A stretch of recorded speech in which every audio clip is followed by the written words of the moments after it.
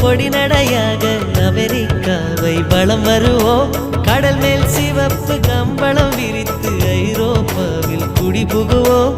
நம் காதலை கவி பாடவே செல்லியின் வைரனின் கல்லறை தூக்கத்தை கலைத்திடுவோம்.